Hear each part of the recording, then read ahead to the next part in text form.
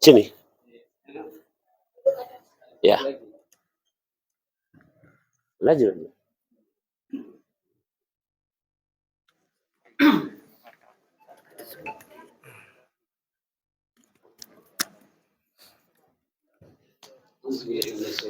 Bismillahirrahmanirrahim. Alhamdulillahirrahmanirrahim. Allahumma sholli ala Muhammad wa ala ali Muhammad kama shallaita ala Ibrahim wa ala ali Ibrahim innaka Hamidum Majid. Rabbi shrah li sadri wa yassir li amri wahlul 'uqdatam min lisani yafqahu qawli. Alhamdulillah, pagi ini kita berkumpul dalam acara arisan pensiunan Bukit Asam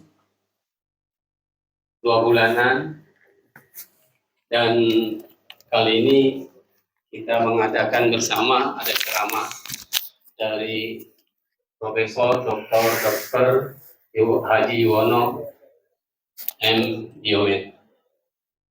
Harapan kami kalau bisa kita bicarakan ke depan acara kita arisan, selalu ada kajian agama sehingga kita juga mendapatkan ilmu di samping silaturahim atau silaturahmi. Jadi tidak sekedar kita bertemu saja, tapi setiap 2 bulan kita bisa mendapatkan ilmu untuk akhirat. Harapannya kami, mudah-mudahan Bapak Ibu bisa sepakat, setuju, dan bisa jadi setiap berapa 2 bulan, karena mungkin terlalu lama juga sebenarnya kita mendapatkan ilmu dalam waktu 2 bulan gitu. Tapi kami yakin ada di masjid-masjid Bapak Ibu juga mengadakan itu. Dan mungkin setiap 4 bulan sekali atau berapa nanti bisa kita koordinasikan Pak Senior kita, Pak Ridli, misalnya untuk diadakan di rumah beliau dengan penceramah. Mungkin kalau kita sepakati misalnya tetap misalnya 6 bulan atau 1 tahun, setelah itu mungkin kita evaluasi, bisa kita ganti. Demikian sekedar sambutan dari kami. Selanjutnya kami serahkan waktu dan tempat kepada Ustadz Haji Yuwono M.Diomed. Baik, bismillahirrahmanirrahim. Assalamualaikum warahmatullahi wabarakatuh. Alhamdulilladzi allafa baina qulubina wa asbahna bi ni'matihi ikhwana. Segala puji bagi Allah yang telah melembutkan hati kita sehingga kita menjadi hamba Allah yang bersaudara. Ada di Al-Quran surat nomor 8, surat Al-Anfal. Wa allafa baina qulubihim law anfaqta ma fil ardi jami'a ma allafta baina qulubihim walakinna Allah allafa bainahum. Dan Allah lah yang bisa menyatukan hati anak manusia. Andaikan kamu berusaha menyatukan hati anak manusia dengan menukarnya dengan harta dunia ini, tidak akan bisa kecuali Allah yang menyatukannya. Itu di surat nomor 8. Jamaah rahimakumullah, bapak-bapak, ibu-ibu, kalau aku nak ngomong senior. Ini senior kami kalau yang tampil ini Ustadz tapi tidak berpeci. Sengaja nih tadi, saya betul-betul peci ada di mobil juga, tidak aku pakai. Karena saya ingin menyesuaikan satu frekuensi dengan para senior ini kalau. Terima kasih atas undangannya. Yang kedua, saya juga sudah dipensiunkan. Walaupun usia saya sekarang baru memasuki, kemarin saya ulang tahun 8 Mei yang ke-54. Gitu kan? Tapi saya sepihak dipensiunkan oleh pimpinan Unsri. Ya, supaya pacak bebas ketemu para pensiunan ini. Itu. Baik. pensiun itu bukan berarti selesai, berhenti. Tidak ada. Berhentinya kita disebutkan di Al-Quran surat nomor 15 ayat yang terakhir. A'budullah hatta ya'tiyakal yakin. Teruslah beraktivitas sampai Allah menjemputmu. Nah, kira-kira itu. Jadi batas usia pensiun itu sebenarnya adalah kematian. Nah, ini kabar gembira untuk kita. Yang kedua, saya boleh tanya ini. Ini galau-galau muslim atau bukan? Ya, tidak apa-apa. Kalaupun ada yang bukan, saya ceramahnya ini sifatnya universal. Jadi oke. Kalau muslim galau, berarti tinggal ku kencengkan baik. Baik. Jadi ceramah agama atau tausiah seperti ini jangan dibayangkan yang serem-serem atau konsumsi untuk wong tua baik. Ini tadi saya lihat susunan acara luar biasa itu kan.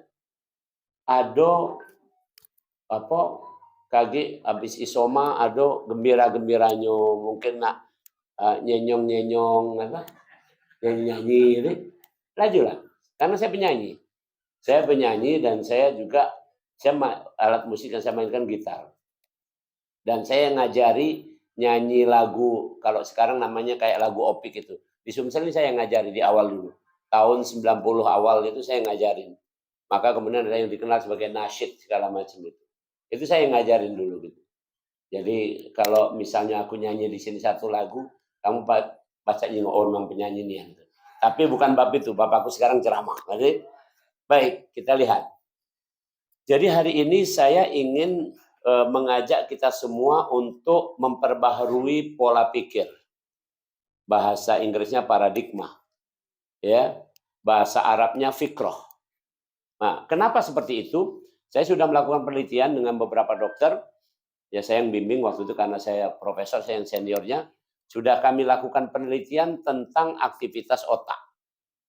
Jadi aktivitas otak itu ternyata sampai usia berapapun tidak akan berhenti. Tidak akan berhenti. Selama orang itu mau, itu kata kuncinya. Mau, bukan mampu. Mau. Jadi meskipun mohon maaf, badan sudah sekali stroke atau 2 stroke, 2 kali stroke kan 2 stroke. Oke, tetap otak itu tetap ya aktif, berpikir tetap aktif. Ya, Bapak Ibu para senior, ibu saya sekarang usianya 94 tahun, 95 hampir. Masih segar, diskusi masih lancar.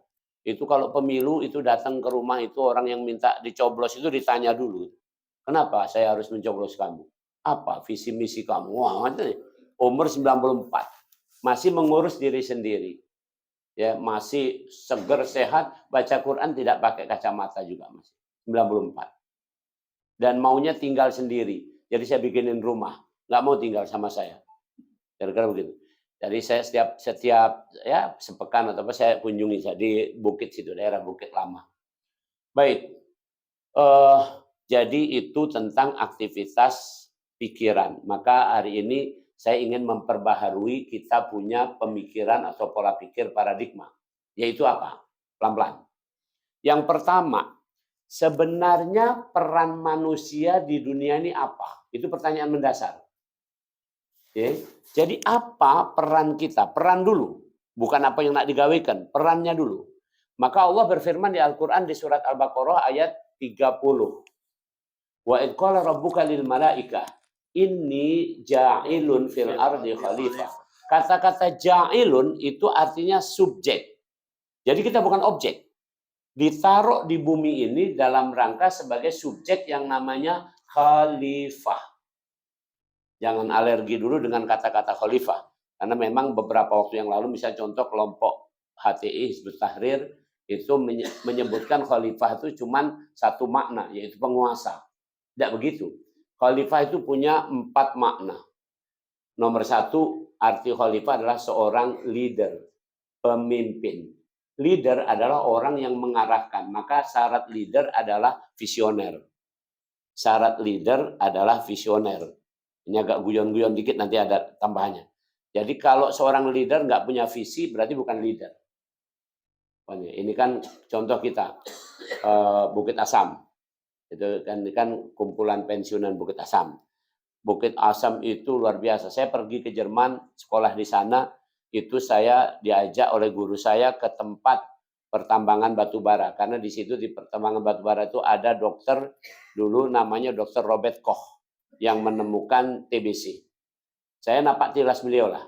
Saya cepat jadi profesor karena napak tilas beliau itu. Saya napak tilas beliau itu tahun 2009. Tahun 2011 saya jadi profesor. Jadi ngebut kan. Jadi gara-gara saya ke tempat kelahiran beliau, rumah beliau waktu masih kecil, sampai ke tempat kuliah, saya duduk di laboratoriumnya, saya lihat mikroskop beliau yang tahun 1800 akhir, awal 1900 itu saya lihat. Dan bapaknya Dr. Robert Koch ini seorang yang kerja di pertambangan batu bara. Saya sampai masuk itu. Itu batu bara di sana, itu masuk 1,5 kilo ke dalam tanah. Ini saya kemarin pergi sama teman-teman waktu saya masih direktur Rumah Sakit Pusri, kan itu satu kumpulan kita IHC sama rumah sakit sana Tanjung Enem itu. Saya pergi ke mulut tambang itu, batu bara itu kan ibaratnya tinggal pakai tangan bepacak, nggak perlu nak masuk 1,5 kilo ke dalam perut bumi. Jadi kalau orang punya visi yang hebat banget, ini jadi batu bara di Sumsel dihamparkan oleh Allah. Tinggal bagaimana ya, mulai dari menteri yang mengurusi masalah energi, sumber daya mineral sampai kepada jajaran komisaris dan board of directors ini punya visi, ini pemimpin. Nah, itu arti pemimpin adalah orang yang punya visi. Yang kedua, khalifah artinya manajer. Manajer adalah pengelola. Nah, ini baru kita bertanya tentang what should you, apa yang harus digawikan. Maka dalam konteks ilmu manajemen yang ringkasnya adalah POAC, planning, organizing, actuating, controlling. Cuman itu aja. Jadi nggak menakjubkan lah kalau pengelola ya pengelola baik. Maka kalau ini guyon, kalau leader tadi tidak disyaratkan ijazah. Itu baik kira-kira. Kalau manajer ada syarat ijazah, kira-kira begitu. Nah, ini kalau kita mau runut ngomongkan itu kan. Karena kalau seorang leader itu punya visi apa tidak? Genghis Khan itu pemimpin besar, ya misalnya. Kemudian Hayam Wuruk kalau di Indonesia, atau yang lain lagi Muhammad Al-Fatih yang menaklukkan Bizantium, Konstantinia atau Konstantinopel, itu adalah seorang yang visioner banget itu. Nah, yang seperti itu tidak ditanya ini. Walaupun contoh Muhammad Fatih adalah seorang ahli matematika dan fisika. Tapi KT itunya. Tapi sebagai manajer, kalau kita ini khalifah tadi sebagai manajer, itu mesti menunjukkan ijazah sebagai bukti dia pernah menjalani proses membangun kompetensi. Membangun kompetensi. Ini saya nggak perlu ngajari, Bapak Ibu semua sudah pakam lah di bidangnya masing-masing kita ini. Karena kita ijazah memang cuma selembar, tapi itu menunjukkan proses bahwa kita membangun kompetensi. Mulai dari yang namanya knowledge, attitude, dan psikomotor. Seperti saya, kompetensi saya adalah bidang saya adalah dokter ahli di bidang medical genetics. Saya punya brevetnya itu. Jadi saya itu kalau bidang misalnya genetik, misalnya mohon maaf, kalau nak nyampur uang itu supaya keturunannya bagus, tanyalah aku. Kira-kira itu kan? Kira-kira itu kan? Karena harus saya ngitungnya bisa tuh, hitung ini turunan ini secara ini. Jadi kalau ada ribut-ribut sekarang Habib bukan Habib tuh aku senyum baik itu. Nanti kan? Ya, jadi itu makna kedua dari khalifah. Yang ketiga, khalifah adalah seorang suksesor, yaitu pengganti atau penerus. Jadi kalau kita ini adalah khalifah bagi ayah kita, udah pasti. Kita yang menggantikan. Rasul sampai berpesan, ini bagus ini pertemuan pensiunan ini ini nyunah ini. Apa kata Rasul? Kalau orang tuamu sudah wafat, maka teruskanlah pertemuan ayah ibumu itu. Maksud orang tuamu itu kalau ada kumpulan-kumpulan kamu datang ke sana. Saya waktu di sini waktu ke Palembang ini, saya aslinya Jawa Timur. Tapi lamun yang di Palembang hirup cuko ini kan, jadi Jawa Timurnya itu pecah tinggal ya pacak lah kok bahasa-bahasa yang agak kasar dikit pacak. Tapi boneknya sama kan, bonek Jawa Timur sama melawannya Jemur Palembang ini kan ada Jemur Lahat nih. Kira-kira mah itu. Mertua saya itu komandan tentara. Jadi sama ayahnya beliau itu Itu ada apa namanya, apa, deketan lah.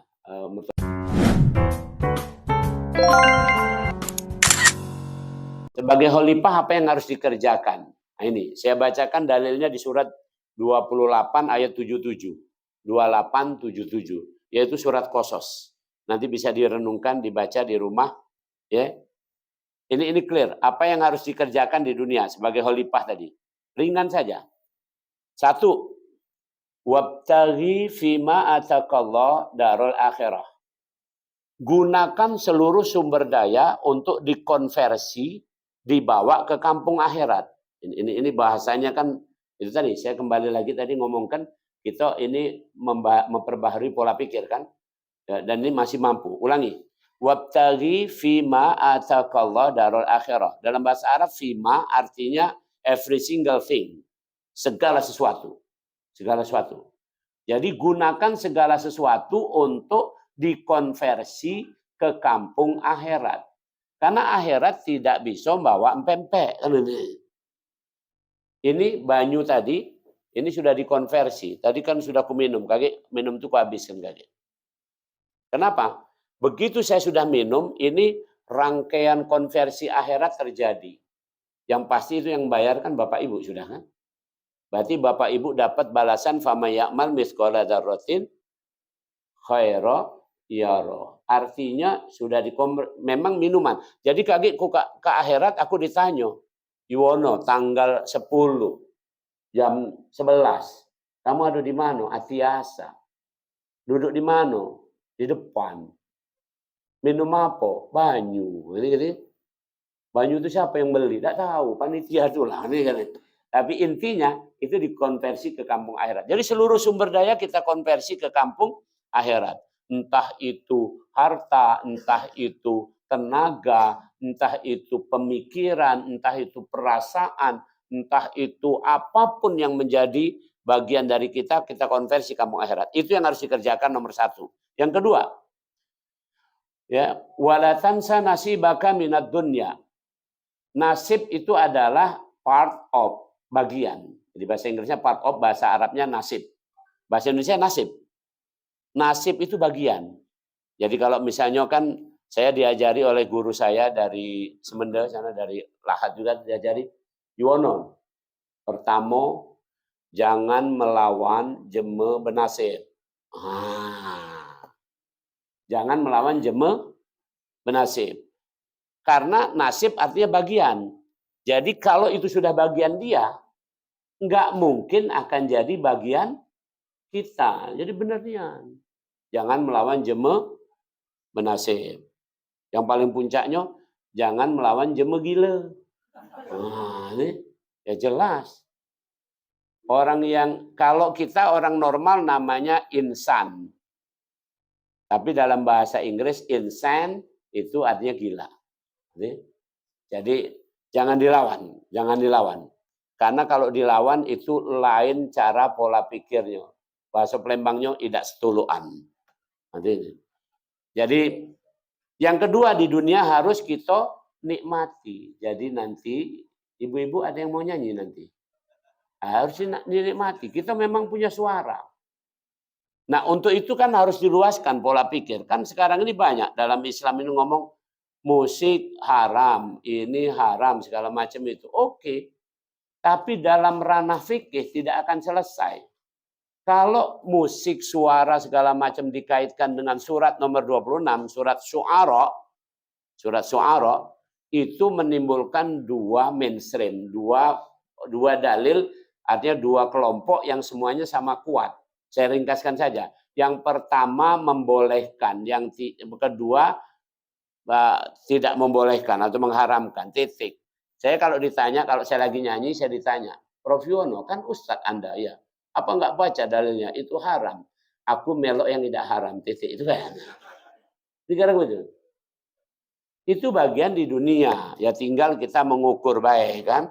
Ini kan kita ini relatif kalau lainnya nyai kan gitu ya. Jangan sampai kaget 5 lagu wong siko. Ini kayak menges bahasa Palembangnya. Jadi intinya ada bagian kita di dunia. Jadi to be happy. Ya, setiap hari memang kita harus happy. Happy sesuai dengan kondisi kita. Happy sesuai dengan kondisi kita. Jadi contoh ini. Ini bahasa fisiologi kedokteran ini. Orang kalau usia 20-an tahun, itu digambarkan kalau secara istilah anak muda, istilah orang umum, bagaikan pesawat tempur. Jadi tidak bisa nunggu nyingok kesempatan itu datang atau apa, dikejarnya bahkan. Bahkan dicarinya kesempatan. Karena usia 20-an sampai 30 tahun ini bagaikan pesawat tempur. Nah, kalau usia sudah 40-an, ya, sampai 60-an, bagaikan pesawat pembom. Banyak ngintai-ngintai baik, eksekusinya kaki-kaki. Di atas usia 60, bagaikan helikopter. Ya. Ribut wacana. Ya, tapi no action, talk only, NATO. Itu cara menikmati dunia kira-kira begitu. Jadi apa yang paling tepat untuk usia di atas 60? Ini. Tadi moderator ngomong, ya setiap ada pertemuan itu harus ada pencerahan, ada apa yang disampaikan. Karena itu konsumsi kita. Tidak lagi dalam konsumsi yang tadi itu, pesawat tempur atau pembom tadi. Tapi kita sudah pada konteks helikopter, banyak wacana, bagaimana kita berpikir, bahasa kerennya adalah wisdom. Itu berasal dari bahasa Jawa ditambah sekayu. Wis artinya sudah, dem artinya sudah. Sama. Maka wisdom adalah orang yang sudah selesai. Maka kalau kita lihat di Palembang ada tempat kuburan namanya Naga Swida. Swida itu bahasa Jawa. Ada yang Jawa di sini? Ya, Swida itu wis wayai tindak. Itu bahasa sangat halus.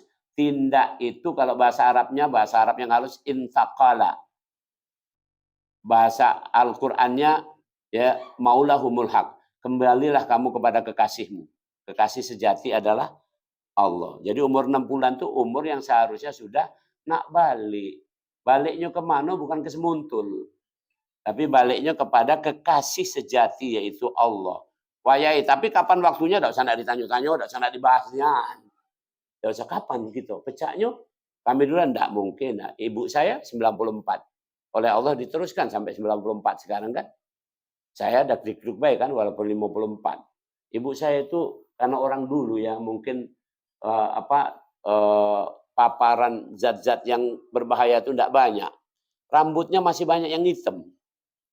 Saya kalau dilus-lus oleh ibu saya, kata ibu saya, nak, kok kamu rambutnya sudah putih semua, gitu kan?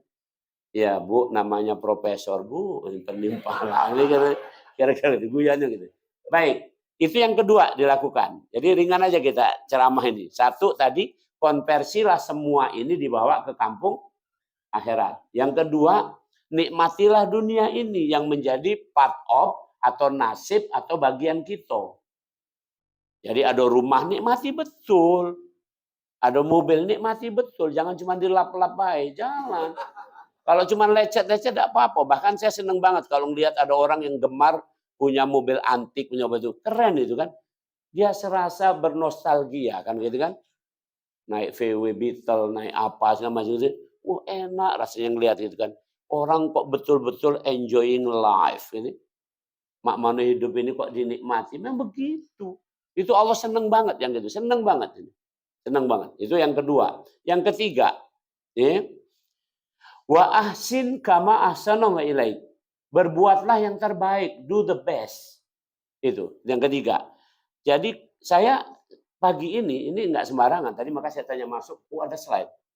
Tahu ada slide tadi ku bawakan slide-nya kan, kira-kira itu yang ku ceramahkan ini kan. Tapi karena aku tidak tahu, jadi udah ngomongkan baik. Kenapa? Karena saya setiap ceramah ngomong ini saya akan mengerahkan segenap kemampuan terbaik. Itu perintah Al-Quran. Ibu-ibu kalau masak juga harus yang terbaik. Jangan masak sambil ngerutuk. Tidak lemak kayak rasanya. Masak itu lemah lembut. bawang. Ya, ini kan garam, kan lemak nian. Sambil nyanyi-nyanyi dikit, sambil zikir, wes keren. Pas habis itu dihidangkan suamiku, ini hidangannya, ini aku. Nah, itu kira-kira. Woi lemak nian. Teman, aku tidak ngajari. Waktu saya menikah hari Sabtu. Hari Kamis saya ajak istri saya itu ke Pulau Bangka Belitung. Karena saya jadi kepala puskesmas di sana. Dapat rumah dinas ya di daerah terpencil begitu. Langsung saya bawa. Cuman kami berdua. Jadi dari awal menikah saya bilang sama dia. Ya sayang, saya manggil dia Hani. Namanya bukan Hani. Saya ngikuti Rasulullah. Rasul tidak pernah memanggil istrinya dengan nama. Tapi dengan gelar. Nah, jadi ini kan yainya ini sekarang mulai sekarang balik ini kakek panggillah masing-masing itu gelarnya. Ya, gelarnya. Jadi, oke, saya panggil istri saya Hani. Hani, begini. Aku bilang, kalau kalau kamu masak segala macam, terus sudah kamu hidangkan, maka kamu harus nemani aku makan. Kira begitu. Kenapa dia nanya? Kenapa begitu? Karena kalau kamu masak tempe, kamu ngawani aku, maka tempe itu jadi rasa daging. Nah, karena itu kan, sambil makan tempe sambil nyingok kamu, karena itu kan, itu rasa daging. Gara-gara itu. Yang kedua, kalau kita bertengkar, kita sepakati, kamu tetap masak, aku tetap makan. Nah, ditanya pula, ngapa mak itu? Kebanyakan orang suami istri bertengkar, bininya tidak masak. Laju lakinya pergi ke warung. Yang punya warung tuh jando cantik. Nyingok bapak ini datang suntuk, nanya. Bang, kelihatannya suntuk amat. Ini kopinya bang. Nah, ini makanannya. Laju lemak rasanya di situ. Di rumah jadi lupa. Kalau saya dari awal sepakat waktu menikah, kalau kita bertengkar, kamu tetap masak, aku tetap makan. Jadi bini aku masak tetap, taruhnya di meja makan, dia udah ngawani karena lagi bertengkar. Dia ngintip dari kamar, ngintipnya. Woi, aku makan lahap nian. Kaget, abis itu dia ngomong, alangkah lahap kamu makan, sesuai pasal itu. Kamu masak, aku makan. Ngapa kamu tidak melok makan? Lagi bertengkar gitu tadi. Wah, rugi kan? Rugi. Dari situlah cepat reda. Kira-kira begitu. Jadi berbuatlah yang terbaik. Kira-kira apapun kondisinya kita usaha yang terbaik. Dan saya yakin ini para pensiunan ini kan disebutkan purna bakti. Kata-kata purna artinya completely, sempurna. Jadi asluha sabitun. Punya iman yang kokoh. Punya iman yang kokoh. Itu satu. Ringkas saja. Yang kedua, wa far'uha fis sama. Punya ibadah yang valid, yang soheh, yang tepat. Ibadah yang tepat. Oke. Yang ketiga, tu'ti ukulaha kulahin bi'idni rabbiha. Punya akhlak. Apapun namanya lah. Akhlak, etika, moral. Segala macam silahkan aja. Kasih nama itu. Punya akhlak. Sudah. Kalau tiga itu punya, itulah karakter seorang muslim sejati. Sekarang ini banyak.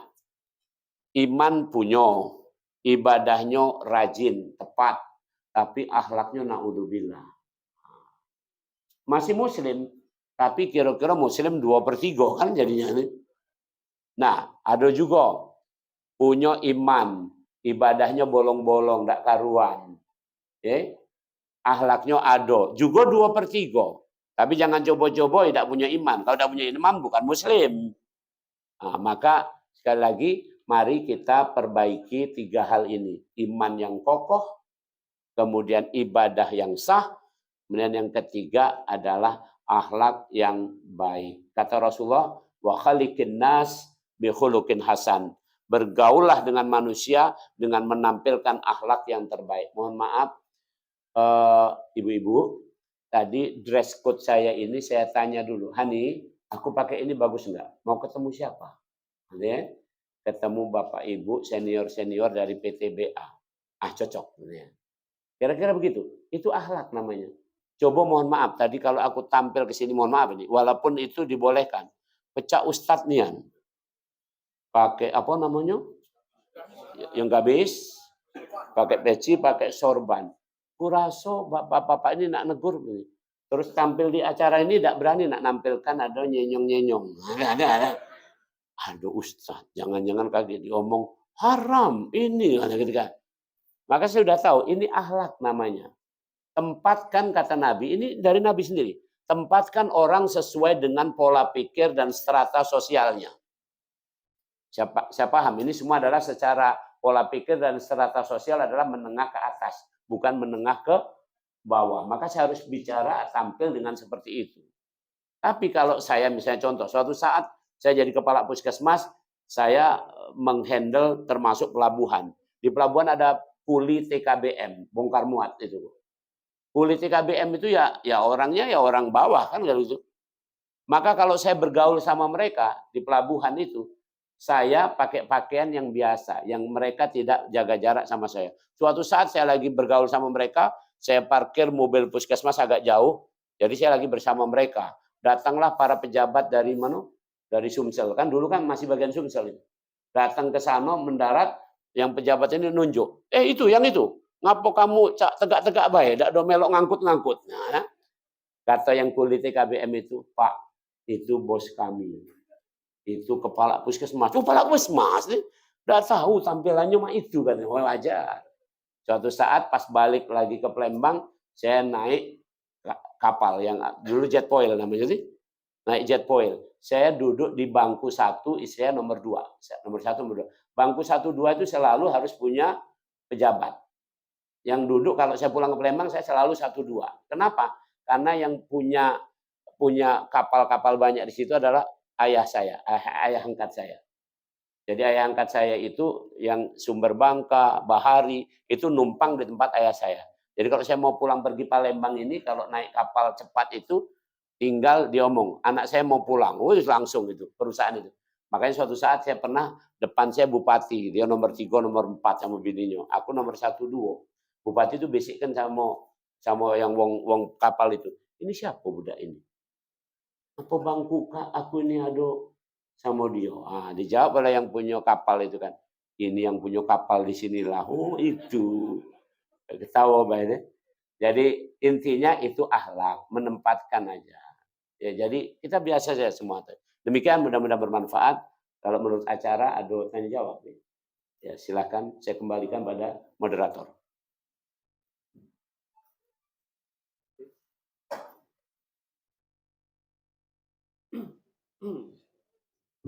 Silakan bapak-bapak, ibu. Pak Emil, lagi ibu dari. Ya. Itu banyu kami, Mbak, sini tuh. Udah aku minum tadi. Assalamualaikum. Waalaikumsalam. Pertanyaan tadi saya bilang bahwa ibadah keempat masih bisa diajak berdiskusi, masih diajak bisa ngobrol, bisa diajak berpikir dengan jadi. Itu kiat-kiatnya bagaimana? Karena banyak sekarang kita sudah mulai lupa, mulai pikun, malah banyak orang-orang tua kami ini seperti anak kecil mager. Ya. Jadi kadang berupa marah, maunya sendiri.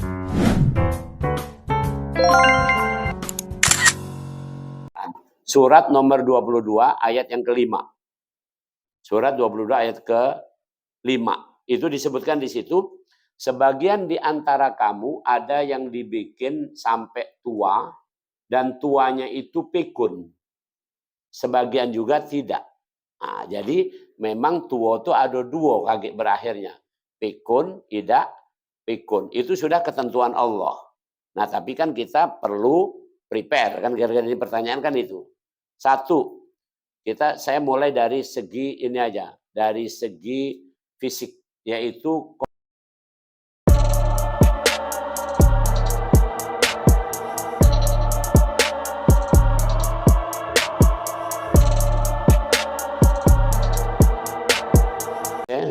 kami, termasuk ibu saya, termasuk saya diajarinya, senantiasa bangun sebelum subuh. Bangun sebelum subuh. Ini kata kunci juga. Ternyata setelah saya jadi dokter baru tahu bahwa kehidupan itu dimulai dari hormon kortisol.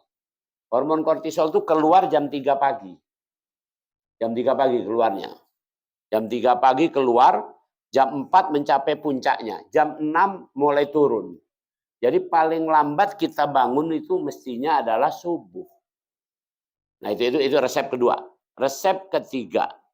Jadi makanan prebiotik tadi, ada nanya, pempek mana? Masuk juga masukkanlah kalau ini. Pokoknya ini tadi yang itu jangan lupa. Nah, yang kedua, kalau bangun jam 4 itu jangan tawar-menawar lagi. Itu harus dibiasakan. Harus dibiasakan. Itu karena kortisol awal dari situ. Oh, saya tambahkan. Tidur jam berapa?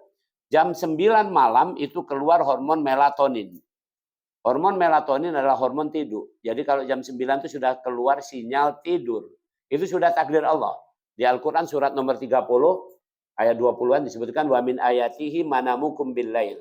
Dan sebagai tanda kebesaran Allah sudah ditentukan oleh Allah bahwa malam kamu tidur. Tidur jam berapa? Mulai dari jam 9. Kemudian kita nanya, saya sering zaman Covid saya omong itu semua. Tidur itu yang fisiologis, yang bagus, yang normal 6 sampai 8 jam. Jadi kalau tidur 6 jam gitu, saya rata-rata tidur 6 jam. 6 jam itu berarti kita tidur kalau jam 9 bangun jam 3. Kalau nak 7 jam berarti bangun jam 4. Kalau nak 8 jam bangun jam 5. Tidak akan mungkin kita bangun jam 6. 9 jam. Itu kan. Nah, kira-kira itu. Nah, kalau 6 jam cukup. Kalau 6 jam bisa tidur jam 10. Masih bisa bangun jam 4. Kalau secara ibadah masih bisa tahajud, masih bisa witir. Keren. Udah itu baik, kortisol bagus. Itu resep tadi tentang bangun dan tidur. Kemudian yang ketiga, ini penting banget ini. Penting banget. Di hadis qudsi Allah berfirman, "Ana inda dhanni 'abdi bi." Saya tergantung sangkaan kamu. Kalau uji kamu ini misalnya kita ini uji kita ini bakal pikun enggak kayak kamu. Uji kita tidak. Itu sangkaan. Maka bahasa kerennya positive thinking. Sudah.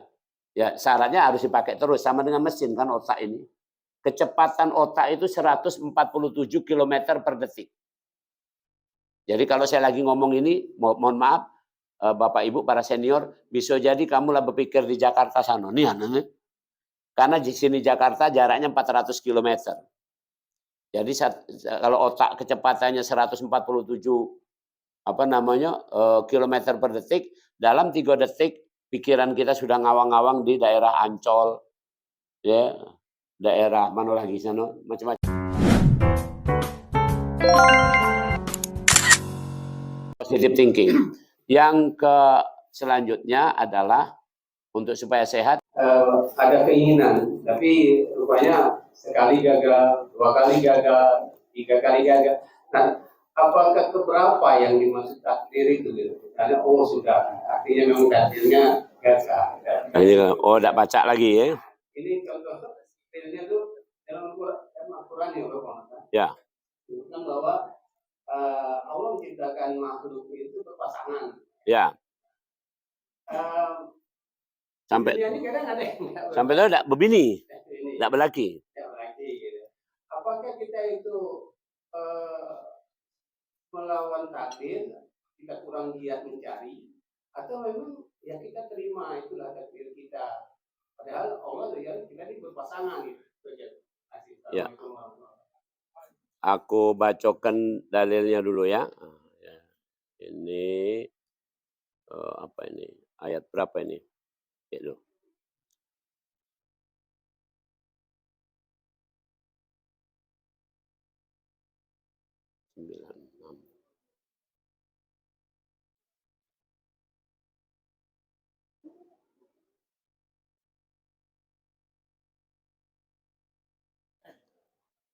Oke, baik.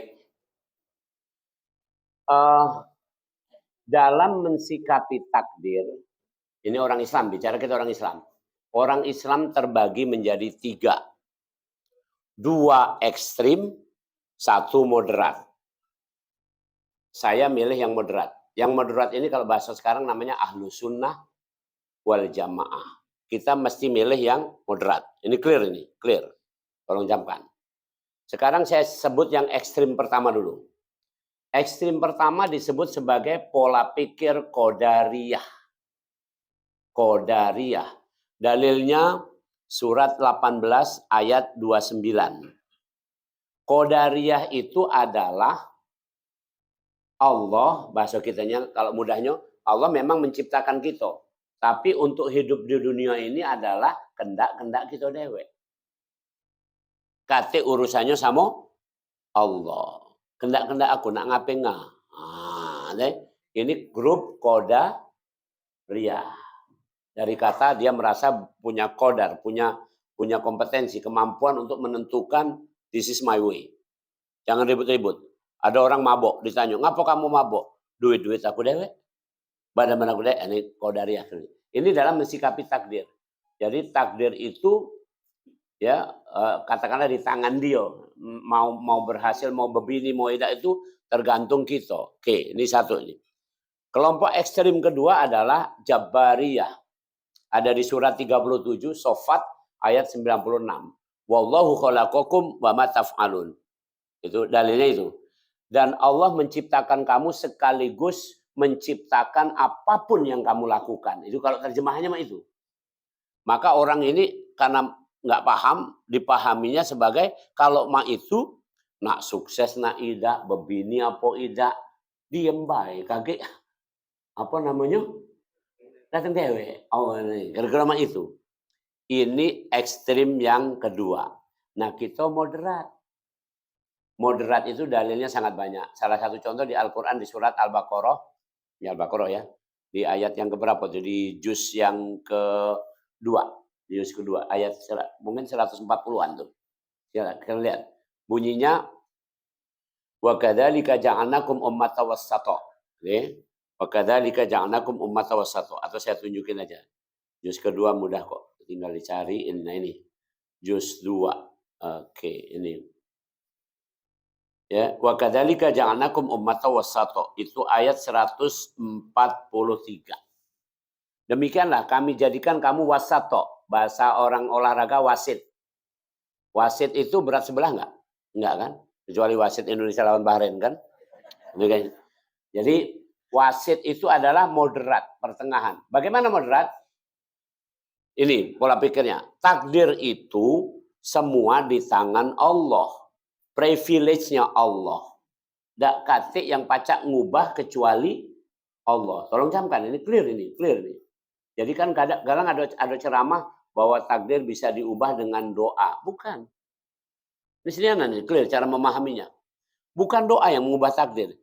Yang mentakdirkan Allah, yang boleh mengubah cuman Allah. Itu kira-kira. Doa hanyalah sarana kita memohon kepada Allah. Karena kalau kita ngomong doa bisa mengubah takdir, kita sudah berdoa bertahun-tahun tapi tetap miskin misalnya. Akhirnya ngomong, "Ai pecahnya kasih guna doa ini kan." Saya ada ketemu orang jemput saya mau ceramah. Ceramahnya jauh dari bandara. 2 jam, 3 jam dari bandara. Saya dijemput di bandara, dia jemput aku. Pas itu jemput kira-kira 5:30. Begitu kami lewat baru sebentar sudah azan maghrib. Mampir ke masjid, mampir. Saya sholat. Saya selesai sholat balik ke mobil, rupanya dia masih duduk di belakang setiran itu kan. Kutanya, ngapa kamu tidak melok sholat? Dulu saya sholat, rajin. 5 tahun lalu saya berhenti. Ngapa mah itu? Tetap miskin bahaya aku walaupun sholat. Nah, kira-kira itu. Itu artinya orang berhenti berdoa. Berhenti berharap. Karena memahami itu tadi salah tadi. Maka kita ini perhatikan, tolong camkan. Semua takdir itu di tangan 100%. Tidak ada yang bisa mengubah. Jadi kalau kita ditakdir, saya kasih komentar. Silakan buka di Al-Quran surat nomor 19. Tentang kisah Nabi Zakaria, Nabi Isa. 2 nabi ini adalah saudara. 2 nabi ini hasura disebut di Al-Quran. Hasura artinya memilih tidak menikah. Jadi menikah itu adalah bukan fardu ain. Kalau fardu ain, namanya ain itu kita dewek harus melakukan. Kalau fardu kifayah, asal sudah dilakukan orang, kita tidak usah lagi. Tapi menikah. Jadi boleh memilih tidak menikah. Alasan apapun. Tidak dapat lah, apalah, itu boleh. Itu pecah Nabi Isa sama Nabi Nabi Yahya. Anak-anaknya Nabi Zakaria, Nabi Yahya. Dua ikut itu tidak menikah. Dua ikut itu tidak menikah. Itu disebut bahasa Al-Qur'annya hasura. Jadi clear, oke. Jadi takdir itu mutlak di tangan Allah. Dan Allah tahu itu. Orang ini takdirnya tidak menikah akhirnya nih. Jadi kalau kita tidak menikah berarti melok grupnya Yahya sama Isa tadi. Kira-kira itu. Oke. Baik. Kemudian karena takdir di tangan Allah, sekarang pertanyaan berikutnya, tahu tidak kita takdir kita seperti apa?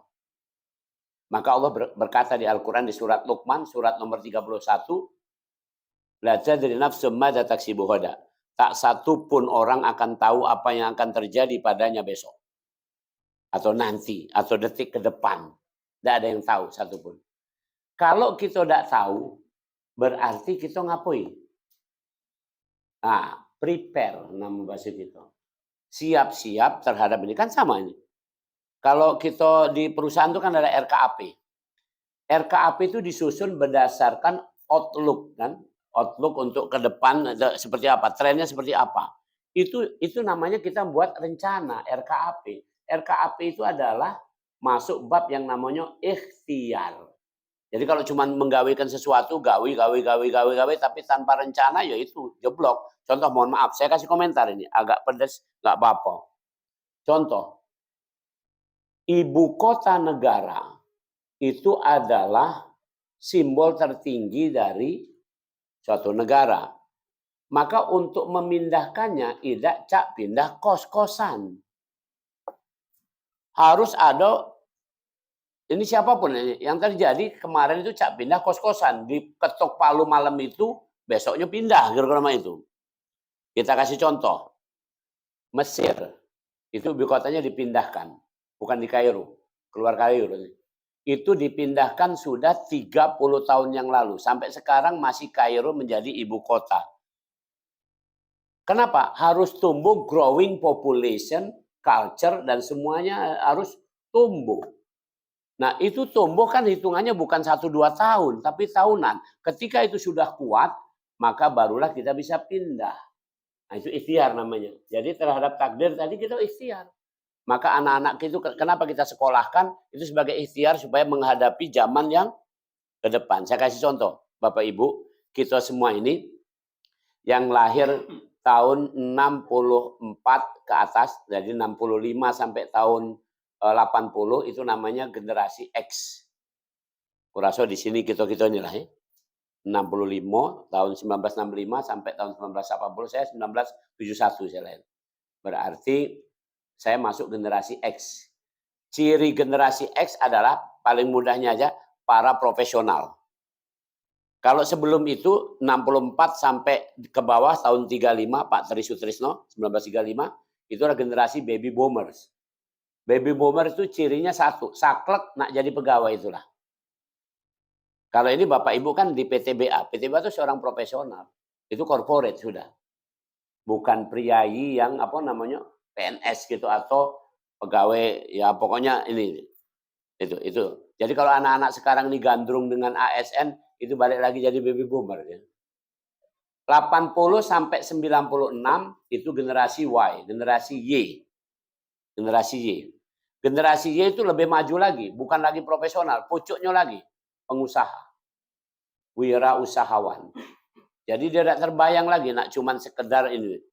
97 sampai 2012 adalah generasi habis Y, X, Y, Z. Gen Z. Gen Z. Gen Z ini adalah generasi yang sudah akrab dengan internet. Ya, semuanya itu Gen Z ini. Nah, termasuk yang di belakangan ini aplikasi. Aplikasi kan baru muncul yang agak booming itu tahun 2015. Jadi lewat dikit dari Gen Z. Tapi Gen Z masih bisa ikut. Nah, tahun 2013 sampai 2024, tahun lalu, itu namanya generasi A, Alpha. Itu adalah generasi yang sudah full aplikasi. Nak makan, GoFood. Nak tidur, GoBed. Nak olahraga, GoSport. Nak apa baik? Itu generasi yang 2013-2024. Generasi 2025 yang cucung kita lahir sekarang ini, itu disebut generasi beta. Habis alpha kan beta. Beta cirinya adalah AI, Artificial Intelligence. Sekarang yang namanya Mas Elon itu Elon Musk. Elon Musk sekarang lagi membuat penelitian proyeknya ini. Ini kalau bisa wujud ya ada manfaat tapi ada ngerinya juga. Yaitu komputer dihubungkan dengan otak. Jadi kaki kalau yang tadi bawa apa ini namanya? Makanan apa segala macam. Tidak usah repot-repot. Cukup aku ngomong lapar aku ini. Coba sini bawa sini godo-godo. Pempek dos bawa ke sini. Kaki yang ngawikan robot. Datang. Itu. Jadi ada koneksi antara otak dengan komputer. Komputernya itu ada ditanam di robot-robot. Jadi hidup kayak gitu. Sudah. Jadi itu generasi namanya beta. Nah, jadi kira-kira takdir kita karena kita tidak tahu kita ikhtiar. Nah, tapi karena kita tidak powerful, kita tawakal. Oke, kita tawakal. Itu yang moderat. Jadi ulangi, kelompok pertama tadi qadariyah. Ngerasa dia pacak, diolah pacak. Tidak butuh Tuhan lagi. Yang kelompok kedua, nyerahkan galau-galau sama, kalau ditanya, ngapa cek miskin? Sudah takdir Tuhan. Ngapa cek? Kamu ini pecah apa? Tidak tahu ini, tidak tahu itu. Sudah takdirnya aku ini tidak galak belajar. Nah, itu Jabariyah. Nah kalau kita tidak, semua adalah ketentuan Allah, ketentuan Tuhan. Tapi kita ini tidak tahu ketentuannya mak mano. Maka kita ikhtiar. Setelah ikhtiar kita tawakal. Dalilnya nanti kapan-kapan kita pelajari agak mendalam. Surat 11 ayat 88. Saya bacakan aja ini, tapi nanti kapan dipahami. Ya, in uridu ilal islah mastata'tu wa ma taufiqi illa billah alaihi tawakkaltu wa ilaihi unib. Yang saya inginkan adalah hal yang terbaik. Benar tak? In uridu ilal islah. Yang saya inginkan adalah hal yang terbaik. Mastata'tu. Karena itu saya membuat preparation, buat rencana, buat gerakan, buat ikhtiar. Wa ma taufiqi illa billah. Namun hasilnya tetap yang menentukan adalah Allah. Namanya taufik. Ada Pak Taufik di sini. Kalau ada, taufik itu adalah orang yang ketentuannya sama dengan ketentuan Allah. Bahasa Palembangnya setuluan. Kakek nyanyikanlah lagu Ya Saman. Pecahnya mudah, tapi saronian. Nyari bini yang benar-benar setuluan. Saharo. Setuluan itu dalam bahasa Al-Quran adalah taufik. Taufik. Itu ada di surat 11 ayat yang ke-88. Jadi ketika kita itu dapat taufik, berarti takdir Allah sama dengan tanda kutip yang kita harapkan. Nah, enak itu. Hari ini saya datang tadi menurut jadwal saya harus datang kurang dari jam 10.30. Tadi aku muter dulu karena ada pernikahan di bawah. Di mana di pojoknya. Maka saya muter dulu. Parkir maju mundur cantik. Maju mundur. Aku nggak sampai yang satpamnya tuh ngomong Pak, mah itu maklumlah. Kok Tuhan ya nyak jane lah tua aku ini kan sehingga parkir maju mundur tadi. Jadi lama beliau nunggu akunya tadi agak lambat dikit ya 2 menit 3 menit. Gara-gara parkir. Datangnya saya 10.20 tadi. Demikian itu tentang takdir tadi. Baik Bapak Ibu, kalau masih ada Pak Desi. Silakan ada itu. Abis ini apa? Isoma?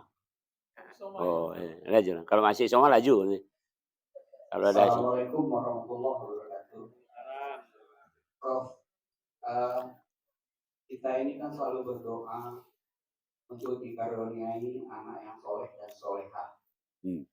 Nah, dari segi agama ataupun genetika, nah itu bagaimana kita untuk menciptakan anak yang soleh dan solehah ini? Karena ada beberapa genetik yang bisa diturunkan oleh ibu, ada yang diturunkan oleh ayah sehingga mixing blending dari anak. Nah, secara Islami kan kita bibit, bebet dan bobot. Iya. Nah, mungkin dalam hal ini bisa beri pencerahannya tip-tip apa kita bisa mendapatkan anak soleh dan solehah. Terima kasih. Baik, tolong kita camkan ini baik. Ini memang kalau secara genetik keahlian saya. Aku itu pacak madukannya. Di Al-Quran dalilnya kita mulai dari sini. Wa ja'alakum su'uba wa qabaila lita'arafu. Inna akramakum indallahi atqakum. Kami jadikan kamu bersuku, berbangsa-bangsa, supaya kamu saling ta'aruf. Ta'aruf itu termasuk di dalamnya menikah. Berketurunan. Kemudian yang paling bagus, tadi kan yang ditanya yang paling bagus, mana hasilnya bagus? Inna akramakum indallahi atqakum, yaitu takwa. Maka ada doa kalau menikah itu, Rabbana hablana min azwajina wa dzurriyyatina qurrata a'yun waj'alna lil muttaqina taqwa. Oke, jadi yang dimaksud bagus kita sepakat dulu. Anak turunan yang bagus adalah anak yang takwa. Itu dulu. Takwa pakai qaf, jangan pakai kaf. Kalau pakai kaf takwa, takut mertua. Kalau ini pakai qaf, takwa. Kira-kira tapi tidak apa-apa lah, ini kan bahasa Indonesia takwa. Oke. Ini guyonnya, Bang. Oke. Jadi anak yang bagus adalah anak yang takwa. Takwa itu sayangnya kata Rasul, takwa itu hahuna kata Rasul. Takwa itu sesuatu yang invisible, tidak kejingoan masalahnya. Tetapi sesuatu yang tidak kejingoan itu dipengaruhi juga sesuatu yang kejingoan. Nah ini kan tadi makanya ada zohirnya. Nah karena itu Rasul ngasih panduan. Masih ingat gitu kalau kamu nak nikahi perempuan itu menikah karena 4 hal, kan gitu kan? 1 karena cantiknya. Yang paling mudah dijenguk cantiknya dulu kan? Siapa bini kamu? Sudahlah, tidak usah tanya-tanya. Karena malu, karena tidak cantik misalnya gitu kan? Kalau saya lagi dipanggil kepada yang kami hormati Prof. Yuwono untuk foto bersama dan didampingi oleh istri tercinta. Itu pembawa acaranya itu kalau banyak tidak tahu, kuajari. Saya diajari dari guru saya juga. Kalau diajak foto bersama itu, kamu jangan nunggu di panggung. Kalau kamu masih kuat, jemput. Kalau tidak kuat, tunggu di depan tangga nak naik panggung. Jadi saya tunggu. Begitu itu kata pembawa acara, oh begitu caranya. Mak inilah caranya jemput bidadari. Naik ke panggung, tangan aku pecah ini. Cak Leonardo DiCaprio. Sebelahnya Kate Winslet. Gandeng. Lagunya yang itu. Nah, gitu. Jalan. Nah, itu kira-kira begitu. Jadi kita itu 1 pertimbangannya cantik. Kalau lanang ganteng. Yang kedua, kata Rasul pertimbangannya apa? Harta. Kayo. Ini benar. Orang kaya, perhatikan kalimatnya. Saya bahasa agama ini. Kaya itu bahasa agamanya ghani. Maka yang ghani itu hanya Allah. Maka kita galak dinamo Abdul Ghani. Ini. Yaitu orang hamba yang kayo. Yang kayo Allah. Ghani, ghaniyun artinya tidak butuh. Ulangi, ghani artinya kayo itu artinya tidak butuh. Jadi orang yang kaya itu tidak butuh lagi dengan apa yang ada dimiliki orang lain. Sampai ada ulama ngomong begini. Kalau kamu pengen dianggap kaya, kamu merasa tidak butuh dengan yang ada pada orang lain. Misalnya kita nyingok, tetangga kita ada BMW.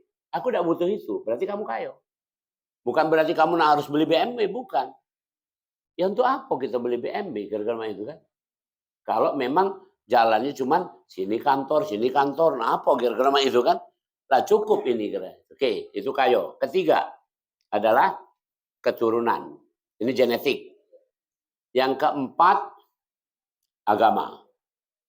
Banyak orang salah paham. Saya ingetin ini kita kalau-kalau. 4-4-nya itu masih ada. Itu baru lahir generasi yang takwa tadi. 4-4-nya masih ada. Dengan kadar dan cara pandang yang berbeda tentu saya. Mohon maaf. Cantiknya menurut aku, mohon maaf ibu-ibu, yang paling cantik sepelembang hangat ini aku. Ini bayangnya. Kalau bapak-bapak ngomongnya lain, moderator ngomong, ini aku. Nah, jadi cantik itu adalah tergantung sudut pandang. Itu masih bisa jingok-jingok. Oke. Yang kedua, kayo tadi. Asal dia apa? Kalau standar kayo pada laki bini itu yang paling bagus adalah surah. Itu yang paling mudah. Mohon maaf, ada pesan dari ulama, jangan berikan anak perempuanmu kepada laki-laki yang pelit. Dia akan menderita dalam hidupnya. Mohon maaf, maka bapak-bapak ini saya diajari oleh guru saya di pesantren, suami itu adalah singkatan dari semua untuk anak maupun istri. Suami. Jadi suami itu jangan pelit. Itu harta, itu soal harta. Soal keturunan, ini masalah pilihan. Nah ini yang tidak baca.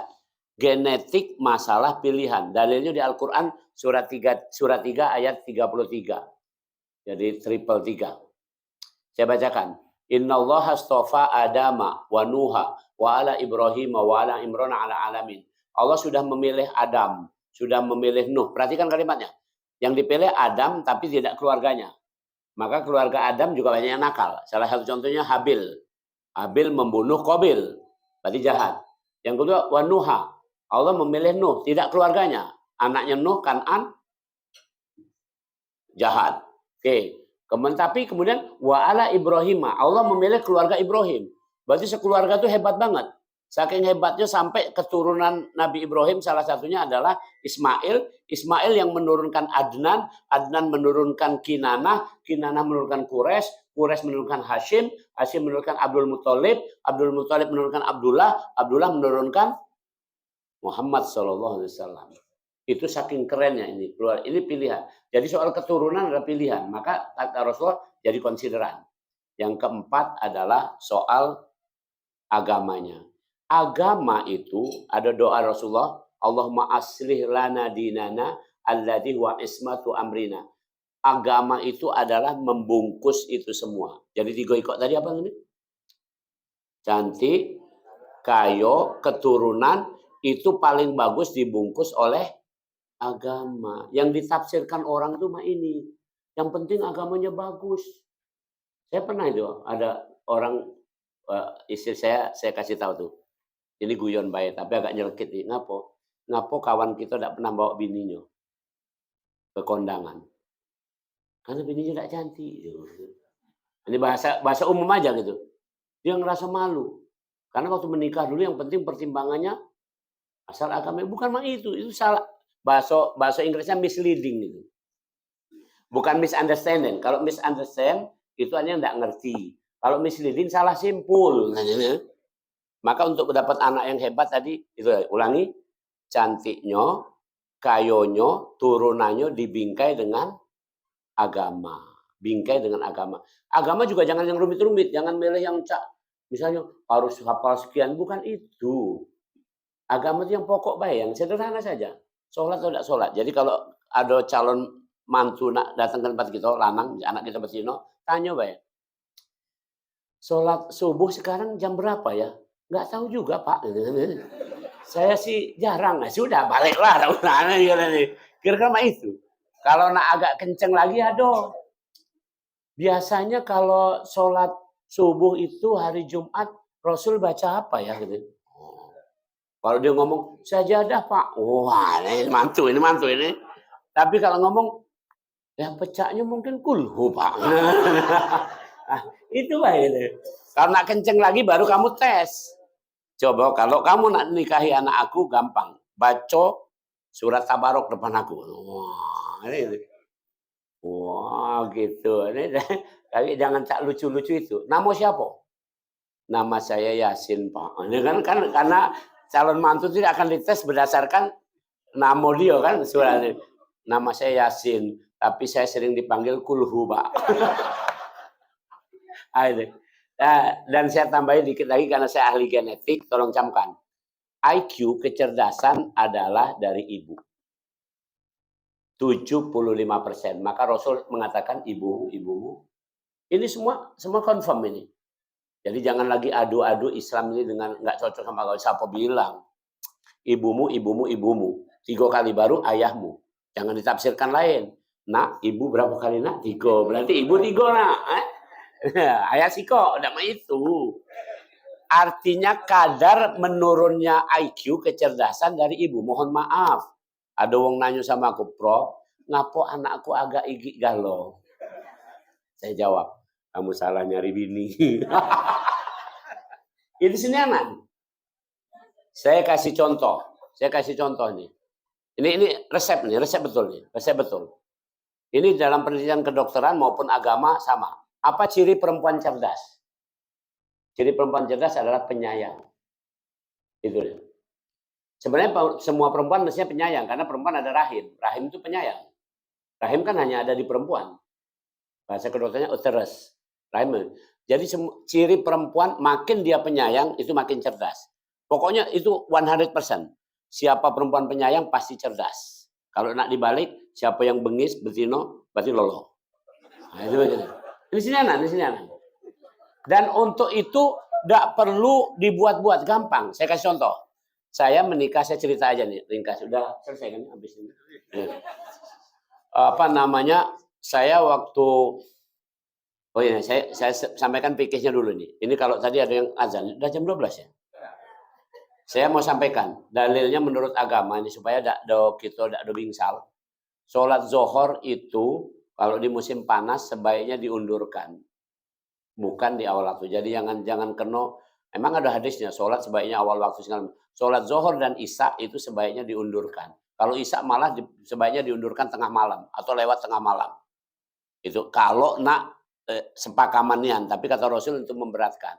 Kalau sholat zohor alasannya karena panas. Ya ini kebetulan di kita suasana di sini sejuk. Tapi secara umum sekarang Madinah 47 segala macam itu kalau sholat zuhur bagusnya antara kira-kira jam-jam 2. Jadi ini kalau ngimbit dikit mohon dimaklumi dulu. Oke, baik saya tambahkan. Genetik apa tadi? Kecerdasan dari ibu. Berapa persen? 75. Jadi cara tahunya adalah penyayang. Saya kasih contoh saya sendiri. Mohon maaf, saya bukan nak ngomongin, saya cerita saja. Anak pertama saya itu summa cum laude. Ya, secara umum summa cum laude. Anak yang kedua juga jenius. Anak yang ketiga juga jenius tapi bidang seni. Komposer. Anak yang keempat perempuan, yang ketiga tadi itu juga. Kenapa tadi? Terus saya bilang itu, "Hani, ini dari kamu semua." Ah, masa iya? IP aku cuma 2,6 waktu kuliah. Bukan IPK yang penting, tapi penyayangnya itu. Dari mana kamu tahu aku penyayang? Gampang. Waktu saya menikah itu ketemu waktu akad nikah. Sebelum waktu itu saya nggak pernah ketemu istri. Waktu melamar ibu saya. Ayah saya udah meninggal kan. Saya lagi tugas di Bangka Belitung. Calon istri saya waktu itu sekolah di Bethesda, di Maryland, di US. Kemudian dipanggil pulang ke Palembang. Kemudian datanglah lamaran saya itu kan. Saya cuma ngirim surat aja, aku nak butuh bini. Maka ibu saya melamarkan di situ. Jadi yang tahu itu ibu saya. Saya percaya aja. Saya bilang, "Umi, bagus tak anaknya?" "Bagus nak." Nah, maka saya datanglah Jumat sore, Sabtu pagi menikah. Habis menikah, baru ku cari, manalah bini aku. Tapi kan saya udah punya bingkai 4 tadi. Maka saya langsung dekat, pakai logika aja. Pengantin pasti berada di dekat mobil pengantin. Aku menuju ke mobil pengantin. Di situ ada 3 gadis cantik-cantik berdiri. Yang mana bini aku? Terus saya teringat. Yang paling banyak bunga melatinya berarti itu bini aku. Udah ketik, "Assalamualaikum, salam bini aku ya." Iya. Ah, sudah kita masuk mobil. Kira-kira. Nah, bagaimana saya yakin itu cerdas? Di data tertulis anak ke 12 dari 13 bersaudara. 13-nya hidup galau. Jadi kalau 13 hidup galau, emaknya sayang enggak kira-kira? Kalau 13-nya itu tinggal sisa 2, mati 11, enggak terurus oleh emaknya. Emak bengis gitu kan. Kira-kira begitu. Maka bahasa mudahnya pasti ibunya penyayang. Itu dalam bahasa Inggris like mother, like daughter, like father, like son. Kira-kira begitu. Oke. Itu. Maka dipilihlah itu. Jadi itu apa kita lihat. Jadi mohon maaf nanti ini guyon aja. Kalau kita kan bapak-bapak ini mungkin ada anak yang belum dinikahkan. Kaget kalau anak lanang lihat ibu. Maksudnya kalau calon mantu kita lanang jengok ibunya. Jadi misalnya gini, ada calon mantu kita ini lanang, anak kita betino. Itu waktu datang ke rumah calon besan kan yang kamu perhatikan yang ibunya. Ditanya, ibu calon besan, kira-kira mak mano anak kamu ini? Aku tidak perlu ngerti. Nah, sudah nih. Bahaya ini kan. Langsung saya ngomong, Pak, tidak usah jadi Pak. Balak cucung gitu kan. Ini sini anak ini. Itu mohon maaf, kenapa ibu saya tadi melamarkan itu dan langsung diterima oleh keluarga itu. Lihat ibu saya, mohon maaf ya, saya tadi cerita ringkas. Ibu saya itu begitu, saya bilang jenius lah gitu. Jadi kira-kira kalau ibunya mak itu, kan anaknya saya dapat dari ibu kan, 3/4-nya tadi. Aku dapat dari ibu. Ya itulah. Jadi siap baik. Nah itulah kira-kira. Itu dari saya. Dari istri saya tadi penyayang. Sudah selesai. Nah, itu kiatnya demikian. Ya. Habis. Satu lagi, Pak. Satu lagi. Lanjut. Pak Jul ya. Maju. Kaki kapan kita ngobrol-ngobrol lagi, Pak? Assalamualaikum warahmatullahi wabarakatuh. Waalaikumsalam. Memang ini di mana-mana harus bersama. Banyak sekali pertanyaan sampai di stop oleh moderator. Alhamdulillah saya diberi kesempatan. Amin. Yang saya ingin tanyakan masalah pikun. Pikun tadi sekarang sudah dibahas. Ya. Tapi saya ya karena ada rupanya ada yang ya boleh dibilang sudah mendekati banyak pikun. Ada yang bisa disampaikan lebih banyak lagi karena selama ini kami tidak tahu bahwa orang yang pikun itu di usia 60 tahun itu sudah dibebaskan menurut kalau nggak salah dengar. Ya. Nah ini ya 90-an lah. Ya. Tapi dari sebelum 90-an dia sudah pikun. Nah yang menjadi masalah Pak Ustadz tadi mengatakan ahli genetik. Nah dalam artian pikun ini apakah berdasarkan genetik atau keturunan ya dari orang tua ya kalau memang keturunan apakah dari keturunan kita ini akan menunjukkan juga ke tangannya itu yang pertama.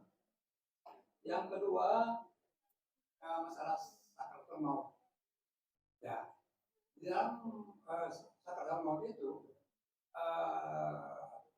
ada yang pernah saya lihat ilmu medis dibandingkan dengan ilmu spiritual yaitu ilmu bahasa Islam ya kayaknya berbanding-balik ya saya contohkan misalnya yang sudah sakaratul maut dia sudah dipasang segala macam alat semua sudah bisa hidup tapi itu bahwa ini dalam tempo sekian tahan tapi ada dari keluarga memohon agar bisa nggak kita bacakan surat Al-Quran berdasarkan bahwa ya itu artinya kalau memang Damati. yang bersangkutan adalah bisa disembuhkan, tolong sembuhkan kalau memang ada waktunya silakan. Tapi dari pihak medis nggak perlu. Nah ini saya mau penjelasannya ini. Terima kasih. Assalamualaikum warahmatullahi wabarakatuh. Baik, tolong camkan. Berpikir itu namanya akal. Ulangi. Fisiknya otak. Ulangi. Otak adalah neuron, saraf. Otak itu sel saraf. Itu secara fisik. Fisik terkena hukum fisik. Fisik terkena hukum fisik. Non fisik terkena hukum non fisik. Oke. Sayangnya tadi pikun itu adalah ya kalau didefinisikan adalah hasil kerja dari otak. Dalam hal ini akal itu tadi kan kerjanya namanya akal ini oke. Maka itu mengandung dimensi fisik dan non fisik. Saya sebagai dokter saya terangkan yang fisik aja dulu. Yang fisik. Kalau nak supaya tidak pikun ya, secara fisik tadi konsumsilah zat-zat yang menyebabkan kerja otak itu rileks. Contoh yang mudah zat itu. Kacang. Yang paling bagus kacang rebus. Kacang rebus itu adalah anti kesedihan. Sini, makanya kalau makan kacang itu tidak berhenti. Nah? Ini sini nih. Tidak kate makan kacang sudah. Nah, 2 jadilah, tidak kate. Betul ya? Itu. Kalau dalam bahasa orang di daerah Vanuatu, daerah Fiji sana, Pasifik itu namanya kava. Itu adalah untuk tempat ritual dia bersenang makan kacang. Gitu. Jadi maka yang lain lagi tadi makanan yang bisa membantu untuk otak tadi prebiotik tadi sudah saya sebutkan. Kalau kita sekarang mohon maaf saya sampaikan Bapak Ibu praktisnya baik. Jadi kalau saya di keluarga saya itu 1 minggu tuh berurutan. Ada makan tempe, ada makan kacang tadi, ada makan jagung rebus, bagusnya rebus ini. Ada makan ubi rebus. 4 ikut zat itu adalah itu untuk fungsi otak bagus.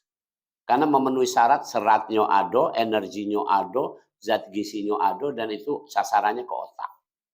Yang kedua, otak bisa berfungsi kalau ada aliran darah yang lancar.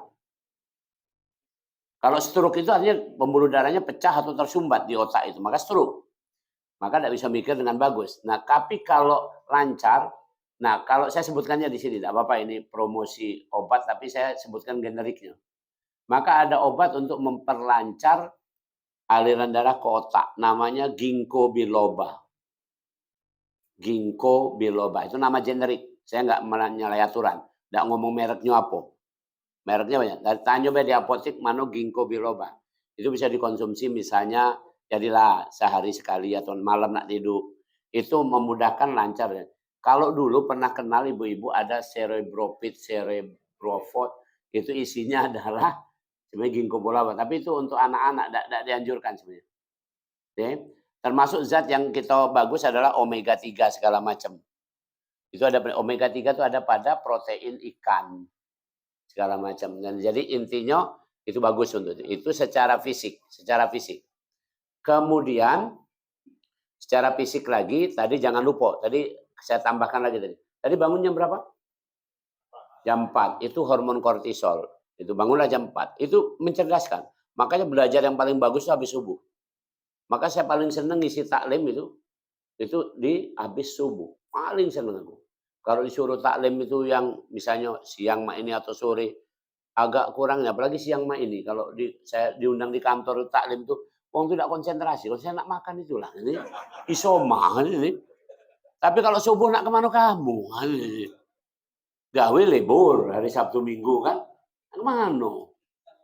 Ya nunggu sampai matahari terbit. Kan kira-kira itu. Oke. Nah itu secara fisik kira-kira begitu. Mulailah aktivitas itu fisik. Sekarang non fisik. Di otak, sirkuit tempat seleksi informasi namanya amigdala. Boleh dijenguk agak di amigdala. Keren namanya. Dulu saya ada katakanlah masih saudara namanya Kolonel Amigdala. Keren nih.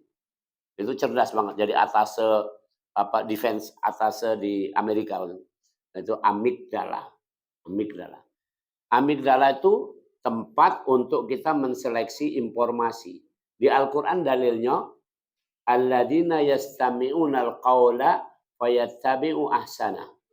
Yaitu orang yang menerima berbagai informasi, artinya open mind, tapi dia ikuti yang terbaik saja. Kira-kira begitu. Jadi orang kalau nak cerdas, tidak pikun, harus mampu menyeleksi. Kalau bahasa kerennya, memilah, kemudian memilih. Nah, itu kira-kira. Itu di amigdala. Itu fungsikan. Besarnya sebesar amigdala itu di otak kita sebesar kira-kira biji jambu mete. Aduh, itu semua informasi masuk situ kan.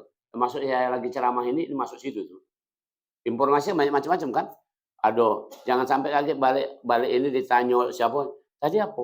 Aduh, tausiahnya Prof Yono. Mak mano? Ya, cuman ini Pak yang aku ingat tuh wongnya tinggi besar, ganteng. Nah, itu lah. Yang isinya tidak ingat. Itu amigdala tuh proses yang dimasukkan. Nah, selanjutnya ada proses di otak. Saya urutkan ini. Ini proses pikir. Satu namanya reason memory. Reason memory kalau di Al-Quran, di komputer namanya RAM. Random access memory. Itu memori sejenak. Itu. Jadi di situ itu informasi masuk 100%. Tergantung mau kita ambil berapa. Biasanya cuman diambil 30%. 70% entah masuk kemana, entah kita belum nyambung. Pokoknya 30%. Jadi saya berbuih-buih ini tadi, saya cuma yakin bahwa yang masuk cuma 30%. Nah, setelah itu masuk ke ya intermediate memory. Ini memori ini jangka, udah ada penelitiannya 2 pekan. Maka paling bagus ngaji itu 2 pekan sekali. Minimal ngaji 2 pekan sekali. Kalau di masa Rasul itu ngaji seminggu sekali. Itu bagus lagi. Artinya, tapi minimal 2 minggu sekali. Jadi saya sarankan nih bapak-bapak khususnya di tempat masing-masing sponsorilah pengajian di masjid atau musolanya. Setiap setidaknya 2 minggu sekali panggil ustadz. Jadi kalau sebulan 2 kali. Ngaji nian. Jadi misalnya hari Minggu nian atau hari Sabtu. Supaya mengaji kan itu. Temanya apakah fikih, apakah apa sekarang terserah lah. Itu intermediate memory. Di situ diseleksi lagi. Tapi ini sudah mulai ada seleksi yang ketat banget. Ada pertanyaan why ini segala macam. Nah, kemudian barulah masuk di long term memory. Long term memory. Pecak kita ini ibu-ibu, bapak-bapak masih hafal enggak lagu kemesraan, kan? Itu kan masuk di long term memory. Kok aku masih ingat dulu. Dulu saya waktu saya tamat SMA 90.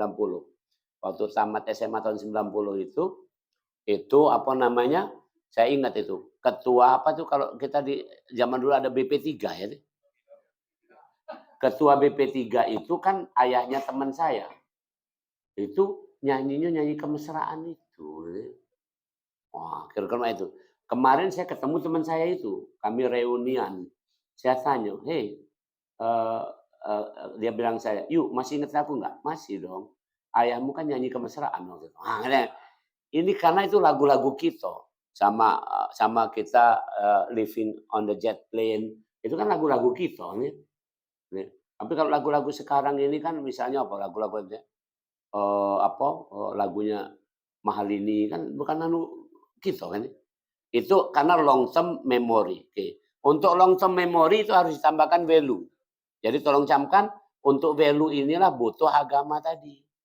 Maka untuk antisipasi pikun memang harus belajar agama itu dari sejak dini. Jangan tua-tua baru belajar. Supaya value masuk di long term. Kalau masuk di long term akan disimpan bahasa kedokteran unconscious mind. Alam bawah sadar. Disitulah kondisinya orang itu firm relatif kalau bahasa agak letterless matematis berarti dia tidak akan pikun. Tapi syarat-syarat itu tadi yang non fisik dan fisik tadi tidak dipenuhi, itulah kemungkinan ada pikun dengan berbagai grade. Tapi jangan usah khawatir, pikun itu sudah masuk di Al-Qur'an surat 22 ayat 5 tadi. Jadi bukan sesuatu yang jelek, yang apa, asal umur tadi mulai dari berapa? 60, 70. Kalau di bawah 60 sudah pikun namanya demensia prekop. Ini penyakit, bukan karena katakanlah secara penuaan aging, tapi penyakit. Kalau penyakit itu salah satu penemuannya adalah dulu pernah ada film The X-File. Kalau pernah lihat zaman-zaman kita dulu ada film The X-File. Itu film itu keahlian saya juga di bidang itu. Ada zat namanya prion di dalam otak ini. Kalau pernah dengar ada penyakit sapi gilo.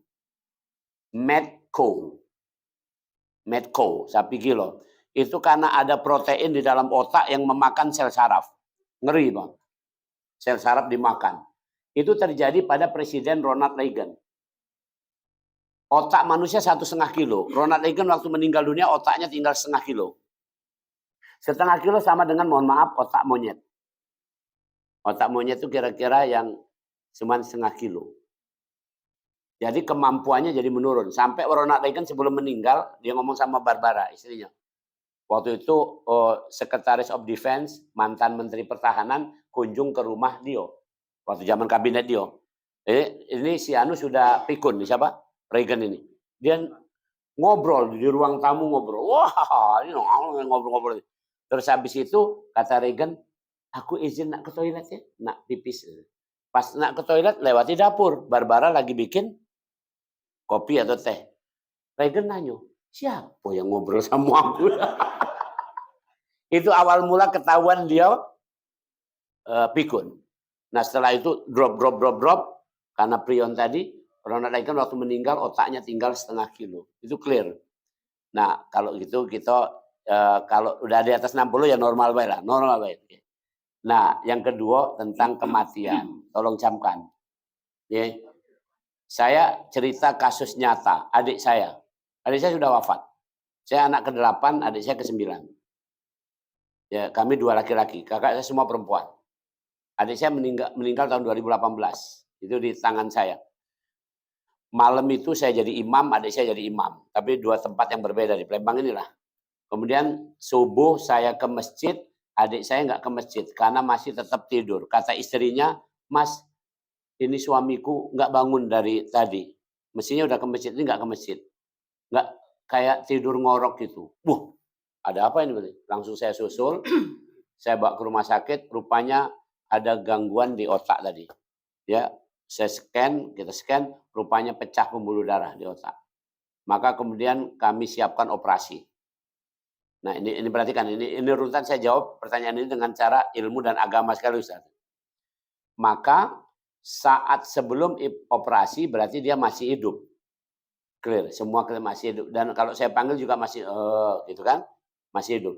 Saat itulah ditalkinkan atau dibacakan surat apapun, kalau sembuh-sembuhlah, kalau idaklah. Apalagi operasinya adalah 50-50. Kalau operasi bedah kepala itu 50% mungkin hidup, 50% mungkin mati. Maka sebelum dia meninggal saya talkinkan. Jadi sebelum masuk ruang operasi saya dampingi karena saya ikut ngoperasi, saya bilang, "Dek, baca la ilaha illallah." Saya bisikkan di telinganya, la ilaha illallah, la ilaha illallah, la ilaha illallah. Sampai udah dibius. Sudah saya relakan itu. Karena 50-50 kan. Lewat dari operasi kan normalnya harus dipasang ventilator. Ventilator, pasang pacu jantung, pasang apa, oke. Nah, sampai di situ kemudian terjadi perdebatan. Sudah berapa jam enggak siuman juga. Nah, terus kemudian saya dipanggil. Saya tahu ilmunya. Jadi kriteria mati menurut dokter itu adalah bukan ada denyut jantung atau paru-paru. Paru-paru ada ventilator. Jantung ada pacu jantung. Jadi itu masih hidup seolah-olah ada degup-degup ada ini. Tapi adalah batang otak. Batang otak. Ada aktivitas enggak? Batang otak aktivitasnya antara ada antara tidak. Berarti boleh simpulkan belum mati. Maka ada satu kriteria lagi, metabolisme. Itu dari suhu tubuh. Suhu di dalam tubuh, bukan suhu yang kita raba-raba ini, baik. Maka itu bisa dilacak dengan beberapa molekul. Saya bilang tes suhu tubuh. Ternyata suhu tubuh confirm dia suhu tubuhnya tidak lagi fisiologis 37 derajat. Berarti sudah wafat, cabut semua alat. Saya bilang. Tapi kan sudah saya talkinkan. Nah itu persepsi kita kalau ini. Tadi kalau dokter buru-buru nyimpulkan tak kati gunanya doa maupun bacaan Quran salah. Tapi kalau memang sudah nyata-nyata wafat ya itu. Cuman kan fasilitas itu ada di Sumsel, ada di RSMH waktu itu. Kan kalau di rusun mak mana nak ngecek metabolisme nak tadi? Ya sudahlah kira-kira mah itu apa adonyo gitu kan. Itu tentang visi kematian antara dokter sama ini. Insyaallah gitu. Demikian. Baik, itu saja. Mohon maaf, panjang nian kemana-mana kita. Kapan-kapan kita ini. Tidak apa-apa lah. Saya senang. Jadi Bapak Ibu, memang kesenangan saya ini ceramah inilah. Gitu kan. Jadi aku ditanya, kamu ini penceramah atau dokter? Dokter nian. Cuman banyak yang undang ceramah aja lah. Oke. Baik, saya terima kasih, appreciate. Mari sama-sama kita akhiri dengan doa walaupun singkat. Bismillahirrahmanirrahim. Alhamdulillah Rabbil Alamin. Allahumma salli ala Sayyidina Muhammad wa ala ali Sayyidina Muhammad. Allahumma inna nas'aluka lisanan ratiban bi dzikrik wa qalban mafhuman bi syukrik wa badanan hayana layana bi ta'atik. Wahai Allah, karuniakan kepada kami lisan yang senantiasa berzikir, hati yang senantiasa bersyukur, dan badan yang giat beribadah dan mencari nafkah. Allahumma inna nas'aluka imanan kamila wa nas'aluka qalban khashi'a wa nas'aluka ilman nafi'a wa nas'aluka yaqinan shadiqa wa nas'aluka dinan qayyima wa nas'aluka al-afiyata min kulli baliyah. Wahai Allah, karuniakanlah kepada kami iman yang sempurna, ilmu yang bermanfaat, keyakinan yang teguh, jalan hidup yang terbaik, dan ketabahan dalam menjalani kehidupan ini, ya Allah. Wahab lana haqiqatal imani bik hatta la nakhafa wa la narju ghairaka wa la na'budu syai'an siwak. Wahai Allah, karuniakan kepada kami manisnya iman sehingga kami tidak takut, tidak meminta dan tidak menyembah kecuali hanya kepadamu. Waj'al yadaka mabsutatan 'alaina wa 'ala ahlina wa auladina wa ma ma'ana bi rahmatik. Wala takilna ila anfusina tarfatan ain wala aqalla min dzalika ya ni'mal mujib. Wahai Allah, bentangkan tangan rahmatmu, keberkahanmu, keredoanmu kepada kami, kepada keluarga kami, kepada semua orang yang berurusan dengan kami. Jangan kau tinggalkan kami sedetik atau singkat dari itu, kami tidak bisa hidup dengan baik. Rabbana atina fid dunya hasanah wa fil akhirati hasanah wa qina adzabannar. Innaka ni'mal maula wa ni'man nasir. Allahumma amin. Bahagiakan kami dunia akhirat, jauhkan kami dari azab api neraka. Engkau sebaik-baik wali dan sebaik-baik penolong, kabulkanlah permohonan kami. Walhamdulillahirabbil alamin. Saya sebelum tutup ada satu informasi, kalau Bapak Ibu berkenan silahkan. Saya secara di sosial, saya ini membantu Pertamina dari tahun 2004. Saya di HSSE-nya. Kemudian di luar HSSE, saya adalah membantu Pertamina di Yayasan Pertamina. Yayasan Pertamina Pelaju itu punya KBIH, Kelompok Bimbingan Ibadah Haji, namanya Petro Al-Hajj. Itu beberapa tahun kemarin ini kami nggak merangkatkan jemaah haji karena pembimbing tidak boleh berangkat, misalnya daftar langsung berangkat, tetap harus sekian tahun. Jadi kalau mau itu kan tidak pacak berangkat. Nah sekarang ada kebijakan baru pemerintah, tiap tahun pembimbing boleh berangkat. Maka kami akan aktif kembali. Untuk aktif secara operasional, secara legal segala macam kami masih siap. Tapi secara pendanaan tidak katik lagi. Maka saya umumkan di sini kalau Bapak Ibu mau menjadi investor silahkan, nanti kita ngomong agak lebih detail nih. Investor untuk menghidupkan kembali ini apa namanya KBIH ini untuk di awal ini cuma untuk haji saja, untuk nolongin jamaah haji. Misinya sebenarnya non profit tapi tetap ada profitnya.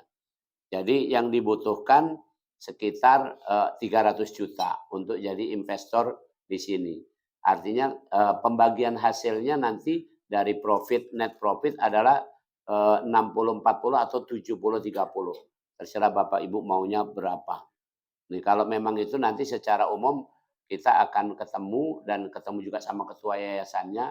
Saya memberi kesempatan untuk itu. Kira-kira artinya ini informasi saya sampaikan. Memang artinya investasi Bapak Ibu tetap adoh. Ya, tapi di balik itu profitnya juga cuma tidak boleh besar kan. Kalau bayangannya saya kasih contoh nih. Sekarang ini bimbingan haji itu bayarnya rata-rata 3,5 juta. Bimbingan haji 3,5 juta. Untuk memberangkatkan satu pembimbing itu sekarang butuh yang daftar langsung berangkat adalah sekitar 96 juta atau 100 juta. Jadi satu rombongan isinya 44 orang. 44 dikali 3,5 juta ya sekitar 135 atau 145 juta. Jadi kalau dikurang 100 juta anggaplah itu masih sisa sekian itu. Dipotong operasional. Jadi kalau gitu mungkin profit itu kira-kira sekitar antara 15 sampai 20 juta untuk per satu rombongan. Satu rombongan bukan satu kloter. Satu kloter itu sampai 10 rombongan kan. Satu rombongan itu 45. Satu pembimbing 44 yang dibimbing. Jadi itu kira-kira. Jadi kalau nak diukur berapa kira-kira profitnya? Tidak apa-apa, ini kan kita ngomong bisnis ibaratnya. Maka profitnya kira-kira satu rombongan ya kira-kira kalau 15 juta dibagi 70-30, 70 di pihak investor, 30 di pihak kami. Nah, 70 kali 15 ya sekitar berapa tuh? Ya 85 juta lah, 8,5 juta. Itu per satu rombongan. Kalau kita berangkatkan 2 rombongan ya kira-kira begitu. Dan itu tahunan karena ini kan untuk haji. Itu informasi yang kira-kira ini siapa yang tertarik silahkan nanti langsung menghubungi saya dan saya kan ketuanya. Tapi yayasannya ada. Nanti perjanjiannya legal, semuanya officially. Jadi kan demikian mohon maaf ini kayak saya sampaikan karena ngerasa aku sudah ini layaklah untuk itu. Demikian mudah-mudahan bermanfaat. Assalamualaikum warahmatullahi wabarakatuh. Terima kasih Pak Prof atas ceramahnya. Ulama satu. Iya. Dan kita juga banyak membahas masalah kita, terutama masalah pikun ini. Sudah dekat dengan masalah pikun ini dan ada teman juga Prof, dia selalu manggil juga istrinya Hani gitu Bro. Pas kita tanya kenapa kamu manggil istrinya Hani terus, saya lupa namanya. Itulah jadi pikun ini. Terima kasih. Baca hamdalah, cara ini kita tutup. Alhamdulillah.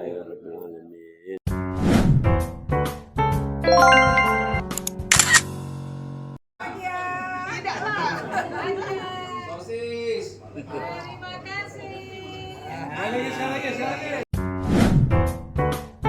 Lagi.